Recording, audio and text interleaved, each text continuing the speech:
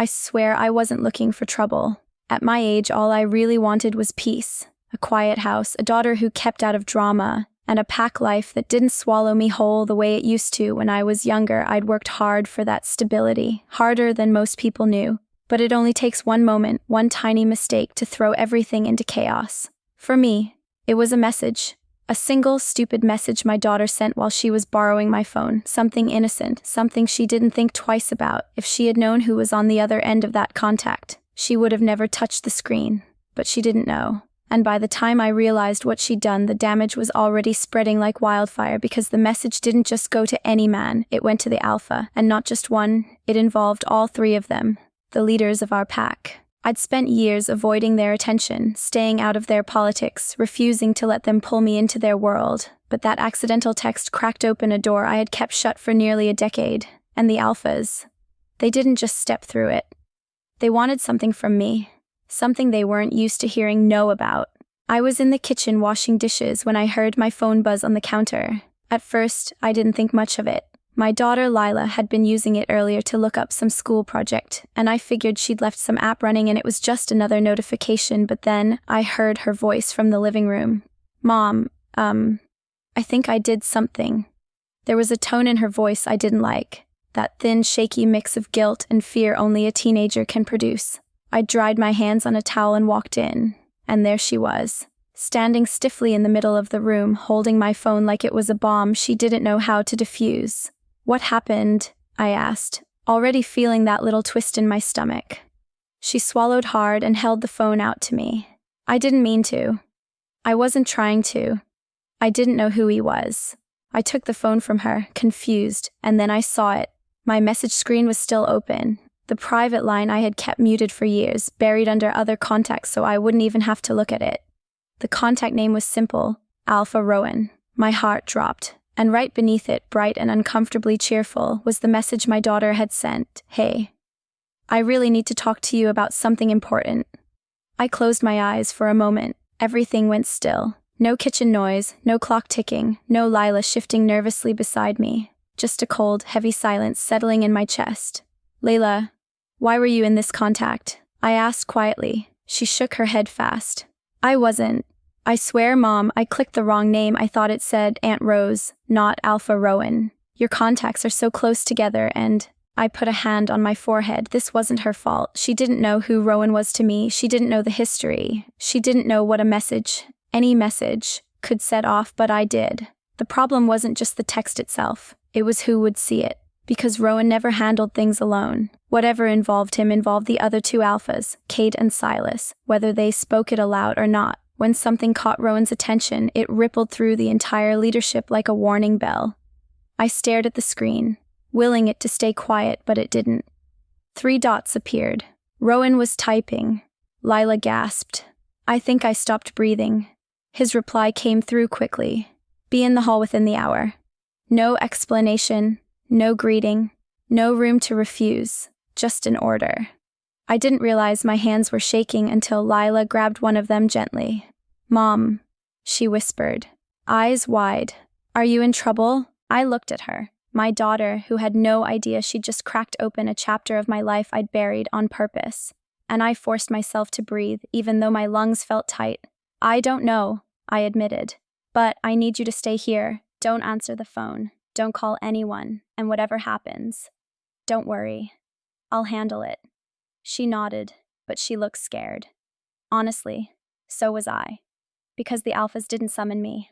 Not anymore. Not since everything that happened years ago, and if they wanted me now, it wasn't going to be simple or safe. The walk to the pack hall always feels longer than it is, but that day, it felt endless. My boots kept crunching over the gravel path, each step louder than it should have been, like the earth was warning me to turn around. I thought about ignoring the message, pretending I never saw it, but Rowan didn't ask. He commanded, and ignoring an alpha's summons, especially his, was the kind of mistake that didn't just land on me. It could land on my daughter, so I kept walking. When the hall came into view, all stone and shadow and history, my chest tightened. I had spent years avoiding this place, years avoiding them, and yet here I was, about to walk straight back into the pit I'd crawled out of. The guards at the door didn't say a word as I approached. but they exchanged a glance, that subtle, quiet look people give when something interesting is about to happen. I pretended not to see it. They opened the doors, and I stepped inside. The air in the hall was cool, almost cold. The long wooden table, the high-backed chairs, the heavy banners hanging from the walls. None of it had changed, but the energy had.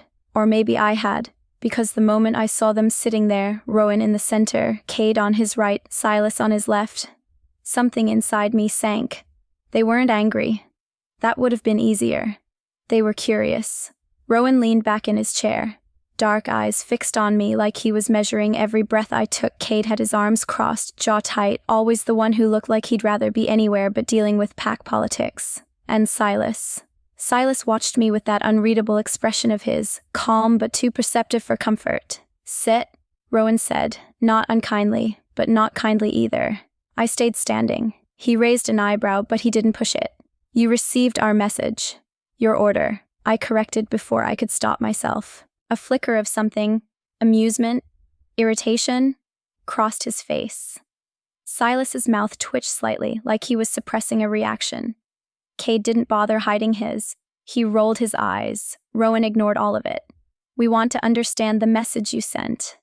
I felt heat crawl up the back of my neck. "It wasn't from me."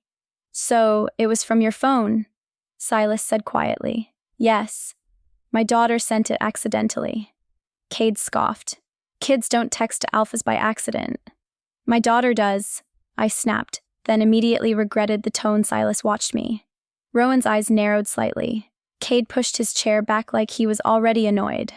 Rowan stood then, slowly, and for a second, I felt that old pressure, the weight of his presence, the authority that clung to him like it was built into his bones.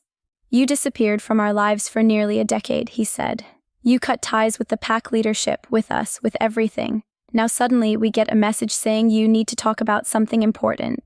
You understand why that might raise questions." I didn't look away, even though part of me wanted to. "If I had something to say to you, I wouldn't have said it through a text." Cade muttered. "She probably wouldn't have said it at all." He wasn't wrong. Rowan stepped closer, just enough to make it impossible to pretend this was casual. "So, if it wasn't for us," he said quietly, "then who was that message meant for?" That question hit harder than I expected because it wasn't meant for anyone. It was a teenager's clumsy mistake, but they didn't believe that. Not fully. Not yet. And the way Rowan was watching me, I realized something. They weren't just curious about the message. They were curious about me, why I'd stayed away, why I'd come back into their orbit even by accident, what I was hiding, and they weren't going to let it go. Rowan didn't go back to his seat. He stood there, close enough that I could see the small scar just under his jaw. One I remembered from years ago, before everything fell apart. I hated that my eyes even noticed things like that. Old habits, old memories. They stick to you like burrs. "We need clarity," he said. "Because your daughter's message wasn't vague, it sounded like a call for intervention." I let out a breath. "It wasn't. She didn't even know who you were." Silas leaned forward, elbows on the table, "And yet here you are." "Because you summoned me," I shot back. Cade smirked like he enjoyed the tension. "Still quick with that mouth, aren't you?" Normally I would have ignored him, but something in me snapped. Maybe it was the stress or fear or just the years of resentment that never really settled. "I didn't come here for nostalgia," I said. "Just tell me what you want so I can get back to my daughter." Rowan's expression shifted. Not anger, not amusement. Something heavier. "You think this is only about a text?" he asked. "Isn't it?" Cade's boot scraped the floor as he stood up. "We've had problems in the outer sectors, rumors about rogues preparing to cross our borders. Your message came at a very convenient time." I stared at him, stunned. "You think I'm involved with rogues?" Silas shook his head slowly. "Not involved, but you know them." My stomach dropped, because that part wasn't entirely wrong. Not the way they meant it, but still, wrong enough to be dangerous. Rowan watched me, waiting to see if I'd react, deny it, run, break. I didn't give him the satisfaction. I folded my arms and held his gaze. "What are you suggesting?"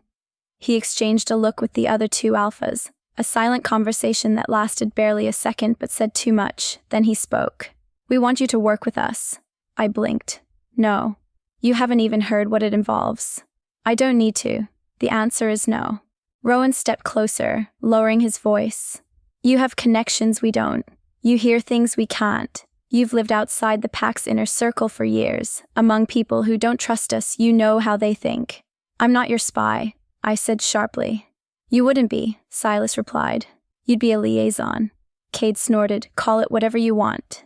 It's the same thing. I pressed a hand to my forehead. Of all the things I imagined happening when I walked into the hall, this wasn't one of them.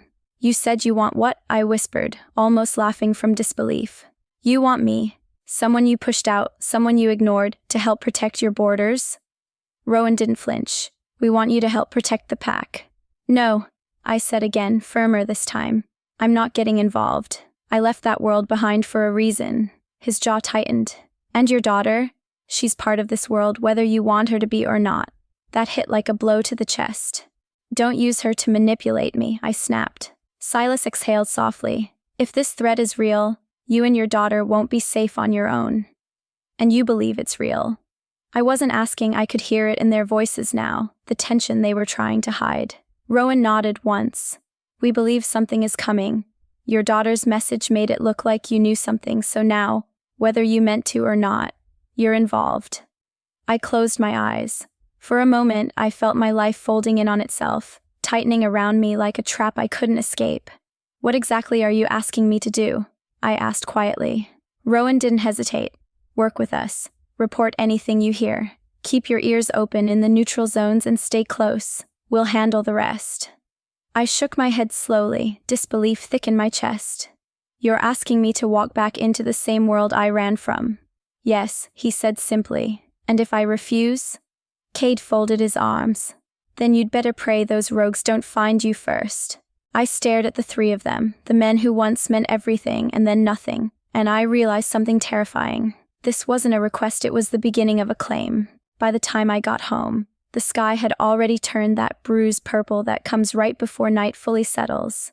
I hadn't realized how long I'd been in the hall until I saw the porch light Lila had turned on for me. Something about that small gesture. It hit harder than anything the Alphas said. She was waiting by the door the moment I stepped inside. Mom? Her voice was small, that wasn't like her. She wasn't the quiet type. She had this bright, spirited energy I'd always admired. But right then she looked shaken. I forced a smile I didn't feel.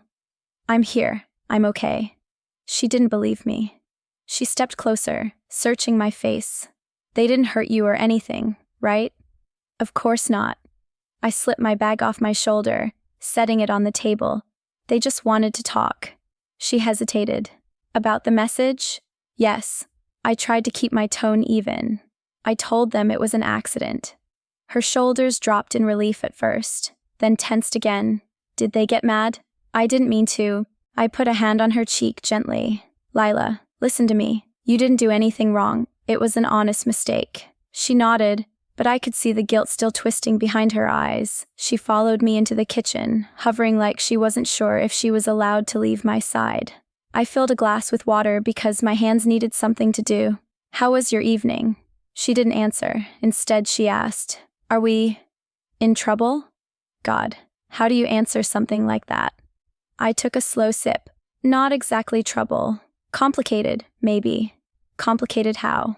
I set the glass down, feeling the weight of what the Alphas had said pressing on me all over again. I didn't want to drag her into this. Not the reality of rogues, not the politics, not the history I tried to bury. She deserved to be a kid for a little longer, but she was staring at me with that stubborn mix of fear and determination. And she wasn't going to let it go. They think I might know something about... I paused, choosing my words carefully. Some unrest in the outer sectors. Rogue activity. Her breath caught. She looked at me like I'd just confessed to something awful. Why would they think that you... It doesn't matter, I cut in gently. The point is, they want me to help them keep an ear out. Stay connected. Her eyebrows knit together. Stay connected? With who? I hesitated, and that hesitation was all she needed. Mom, she folded her arms. Tell me the truth.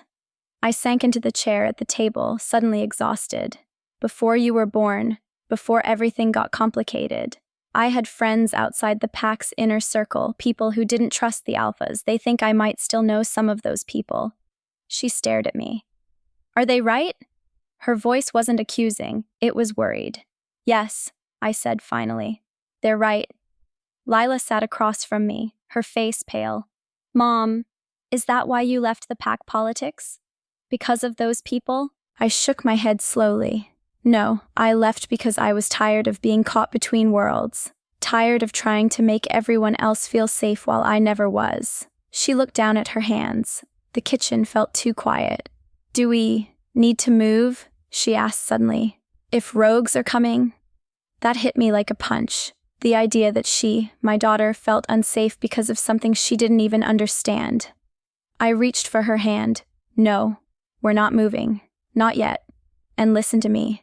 Nothing is happening tonight. Or tomorrow. You're safe. She didn't look convinced. Then why do they want you to stay close? She asked, a tremble in her voice. You said that earlier. What does that mean? I swallowed hard, trying to gather the words without scaring her more. It means, I said quietly, the alphas want to keep an eye on things on me, on the pack. Lila leaned back, eyes wide and fearful now. Are they going to make you do things? No, I said quickly, too quickly, not like that. But she wasn't stupid. She heard what I didn't say. Slowly, she whispered, Mom, I shouldn't have sent that message. I felt something crack inside me. Hey, I said, pulling her into a hug. Stop. This isn't your fault. None of it. She clung to me like she hadn't done since she was little, and her voice was muffled against my shoulder when she said, Then why does it feel like everything changed because of me?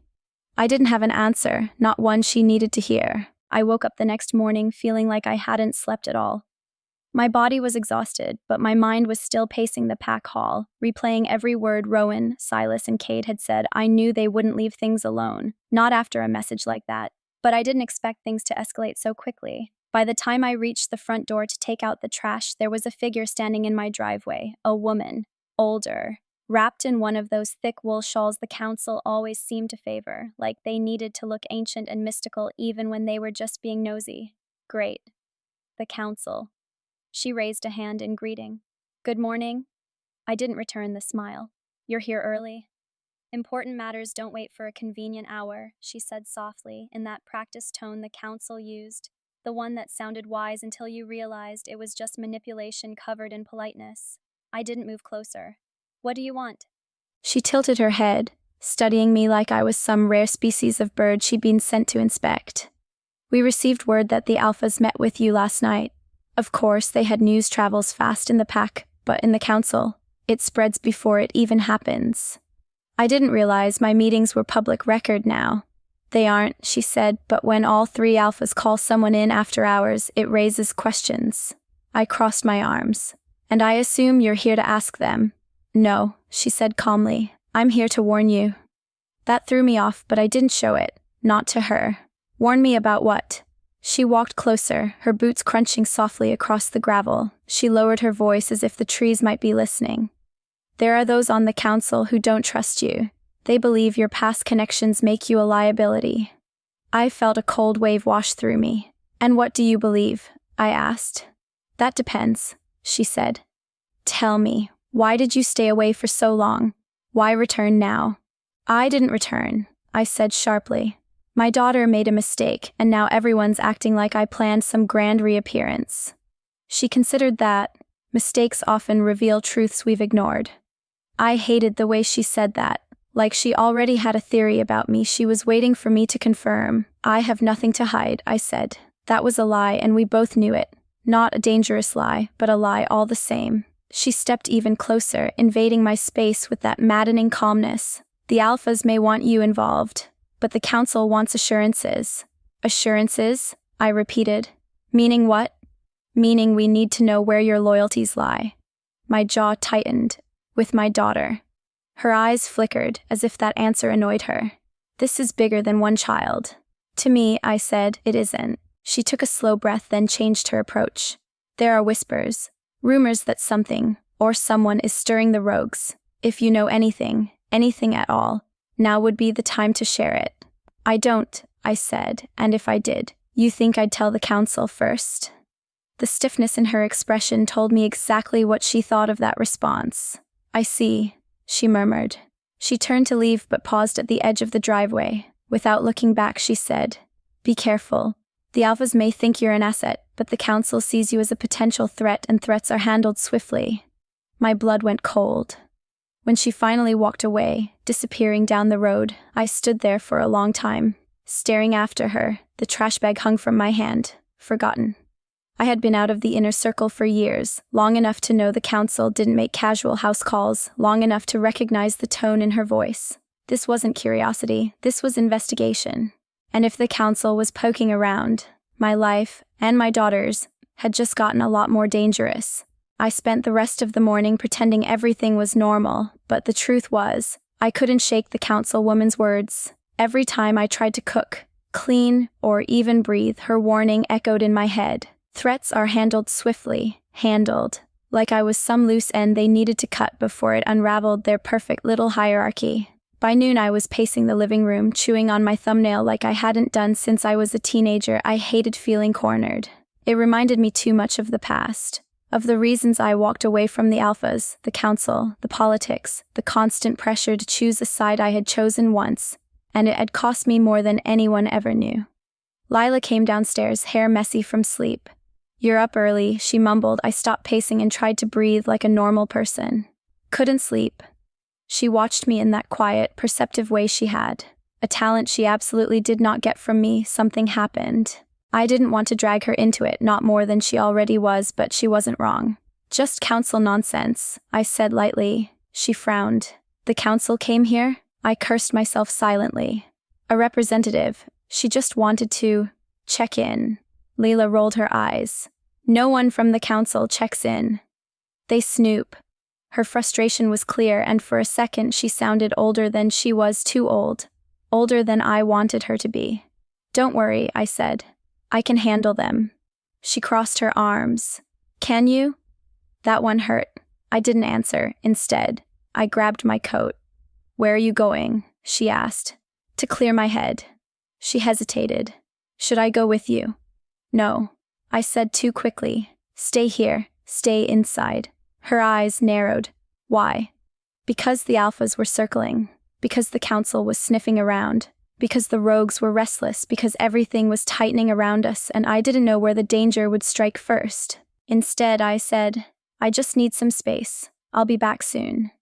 I walked out before she could argue. The cold air slapped me in the face the moment I stepped outside, which I needed. I walked fast, down the dirt path past the cluster of houses, toward the edge of the woods where the pack's land thinned out. When I reached the riverbank, I stopped. This was where I used to come when life felt too heavy. Back when Rowan's demands were turning into expectations, when Silas's quiet observations cut deeper than words, when Cade's temper was always directed at everyone except me, until the day it wasn't. Back when I was young and stupid and thought loyalty meant giving up pieces of myself until there was nothing left. I stared at the water and felt something inside me crack. Not a break, but a release. A flood of anger I had kept buried under a decade of silence. Why was I letting them drag me back into this?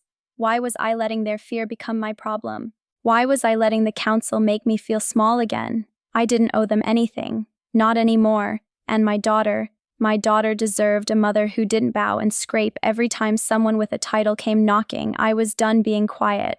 I was done being intimidated. They wanted information. They wanted compliance. They wanted access to my life, to my daughter. No, not again.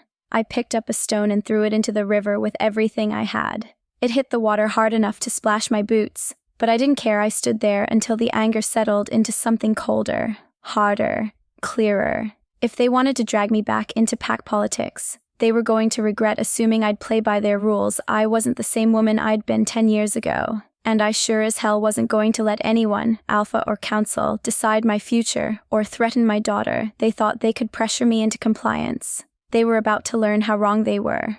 By the time I got back home, the sun had dipped low, casting long shadows across the porch. I could see Lila sitting on the couch through the window, knees pulled to her chest, staring at the door like she'd been doing it for hours. Guilt twisted in my stomach. She didn't deserve any of this, but neither did I. When I stepped inside, she stood immediately. "Mom, I'm okay," I said before she could finish. I just needed to think. She didn't look convinced, but she didn't push. Instead, she followed me into the kitchen like she was afraid I might vanish if she let me out of her sight. I sat down at the table. She sat across from me. For a long moment, neither of us spoke. Then I said the thing I'd been turning over in my head since I threw that stone into the river. "We're not doing this their way." Her eyebrows lifted. "What do you mean?" "I mean the alphas, the council, the threats. None of them get to make decisions for us." My voice surprised me with how steady it sounded. "They think I'm some frightened, isolated woman they can pull into their plans. But they're forgetting something." Lila leaned in. "What?" "That I walked away once," I said softly, "and I can walk away again." She looked shocked. "From the pack?" "From the politics," I corrected. "From the control. From them thinking they own a piece of my life just because they hold titles." Her shoulders loosened a little, but the fear hadn't vanished from her eyes. "But Mom, what about the rogues? What if it's real?" "It is real," I said. "I can feel it. But that doesn't mean we let the pack use us as leverage." I took her hand across the table. "I'm going to make some decisions that keep us safe. Not obedient. Safe." "What kind of decisions?" I hesitated, because this was the part she didn't need to hear but deserved to know. "I'm going to talk to someone I should have talked to years ago," I said. "Someone who owes me answers. Someone outside the Alpha's control." Her eyes widened. "A rogue?" "No," I said firmly. "Not a rogue. Someone who works between the packs. Someone who knows the borders better than anyone. Someone who taught me how to survive long before the Alphas ever pretended to care." A shadow crossed her expression. "You're not going alone." "You're not coming," I said immediately. "Mom." "No." I squeezed her hand. "This isn't about keeping secrets. It's about protection. I can handle myself. And you're safer here than anywhere else." She looked like she wanted to argue, but something in my tone must have told her it would be pointless. "Are they going to come after you?" she asked. "The Alphas?" I shrugged. "Probably." "And the Council?" "Definitely." Fear flickered across her face, and for a second I felt a pang of guilt sharp enough to cut. But then she whispered something that surprised me. "Good. Let them come. I'm tired of seeing you scared." Her words hit me harder than anything the Alphas or Council had said. I hadn't realized how much she'd noticed, how much she'd carried. I stood, walked around the table, and wrapped her in my arms. "I'm not scared anymore," I murmured into her hair. "Not of them. Not of anyone." When I pulled back, she searched my face like she was trying to memorize it. "What are you going to do?" I exhaled slowly, letting the decision settle fully into place. "I'm going to stop letting them decide who I am. I'm going to get answers about the rogues on my terms, not theirs. And when I'm done..." I paused, feeling the truth land in my chest like a stone, solid, final, unmovable. "I'm going to make sure every Alpha and every Council member understands one thing." "What's that?" she whispered. "That I don't belong to them," I said, "and I never will again." Her eyes softened. "Promise me you'll come back." I cupped her cheek. "Always." She nodded, believing me, trusting me. And right then, I knew one thing with absolute certainty. This wasn't just about the Alphas anymore, or the Council, or some rising threat at the borders. It was about reclaiming everything I'd been forced to abandon. My strength, my voice, my life. They had pulled me back into their world. But now I was stepping into it on my own terms. And I wasn't going to let a single one of them regret it quietly.